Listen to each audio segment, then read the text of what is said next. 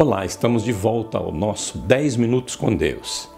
E a nossa mensagem de hoje é como lidar com a culpa. O texto é Tiago 2:10, que diz: porque qualquer que guardar toda a lei, mas tropeçar em um só ponto, torna-se culpado de todos. A verdade é, todos nós em algum momento de nossa vida, honestamente temos que dizer: eu fiz isso. Todos estamos no mesmo barco, todos sabemos o que significa sentir culpa. Então, obviamente, existem graus diferentes de culpa, mas precisamos reconhecer o fato de que todos temos cometido pecado. Então, vamos lidar com esse assunto juntos e reconhecer que Deus tem a resposta que eu preciso, que você precisa. Falaremos sobre o que é a culpa, qual a diferença entre a culpa real e a falsa culpa. Falaremos também sobre a nossa maneira de lidar com a culpa e como isso difere grandemente da maneira de Deus lidar com a culpa.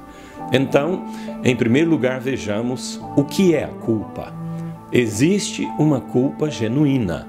Mas, por acaso, será alguma espécie de castigo que Deus envia em nossa vida quando fazemos algo errado? Não. O propósito da culpa não é apenas fazer você sentir-se mal. Há um propósito maior que isso.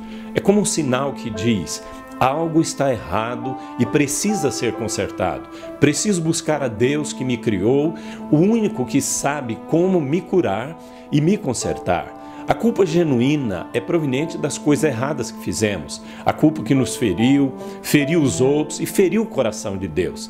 Mas existe também a falsa culpa. Esta me leva a uma preocupação extremada comigo mesmo. O sentimento é: o que os outros vão pensar de mim? Sua mente é assaltada constantemente por pensamentos do tipo: o que você faz não é suficiente. Você nunca consegue terminar nada. Você decepcionou de novo. Necessitamos entender que há também uma falsa culpa proveniente do abuso mental, emocional ou físico, algo que pode ter acontecido na infância, causado pelo pecado de outra pessoa. Nesse caso, o seu sentimento é de que o seu problema é resultante daquilo que outros lhe fizeram. Então pergunto: como posso saber a diferença entre a verdadeira e a falsa culpa? Em primeiro lugar, faça a pergunta: o meu foco está nas pessoas ou está em Deus? O Dr. Paul Tournier disse: a falsa culpa é a que vem como resultado dos julgamentos e sugestões dos homens. A culpa verdadeira é a que vem como resultado da reprovação divina. Eis um fato: quem luta com a falsa culpa normalmente faz um grande esforço para alcançar a aprovação dos outros. Busca a aprovação para sentir-se melhor, mas isso acaba gerando mais sofrimento. Então, onde está o seu foco? Nas pessoas ou em Deus? Agora faça a si mesmo outra pergunta: é a minha culpa um sentimento vago ou específico? Perguntadas sobre o que sentem, algumas pessoas respondem: é uma nuvem de dúvida, é um nevoeiro de culpa, eu não consigo me livrar disso. E provavelmente não saberá dizer também qual a origem dessa culpa. Na maioria das vezes, esse tipo de sentimento nebuloso e vago é causado por Satanás. Mas quando Deus nos mostra algo errado que fizemos, Ele revela tudo com clareza a fim de nos restaurar.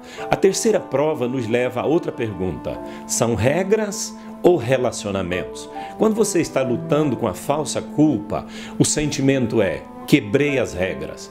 Mas quando sua culpa é genuína, o sentimento é: ofendi a Deus, feri minha esposa, meus filhos, meus irmãos por causa do que eu fiz. Essa é a diferença entre os dois tipos de culpa. Na falsa culpa, as regras tornam-se mais importantes que o relacionamento. É assim que funciona a religião, onde o que mais importa é o dever e não o amor. O fato é: qualquer que seja o tipo de culpa que lidamos, podemos fazê-lo à nossa maneira ou permitir que Deus o faça à sua maneira. Então quero convidar você a pensar comigo sobre isso agora. A nossa maneira de lidar com a culpa, como é? Normalmente, sentimos vergonha.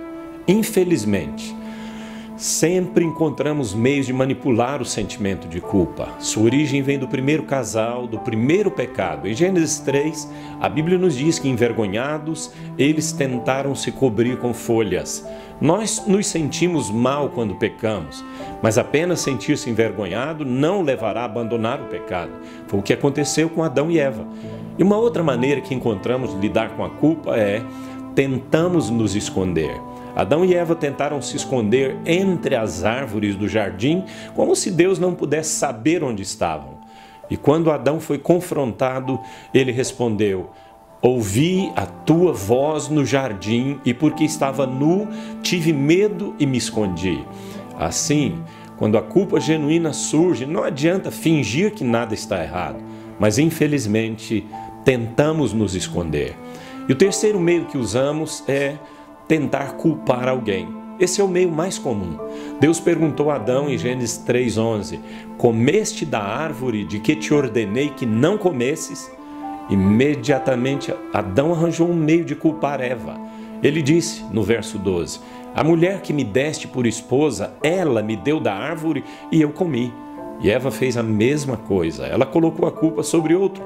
Ela disse: a serpente me enganou e eu comi.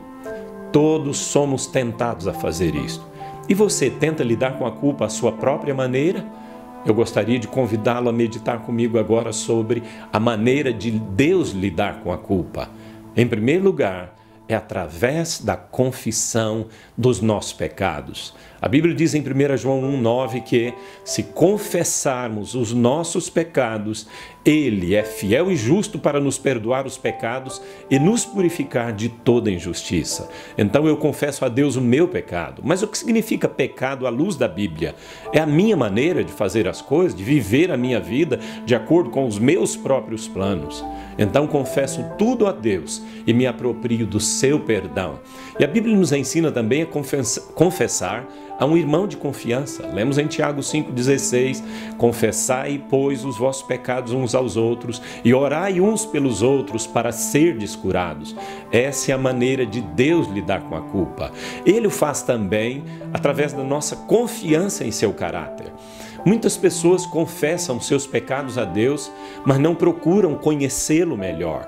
Por causa disto, elas nunca sentem o perdão que Ele quer dar.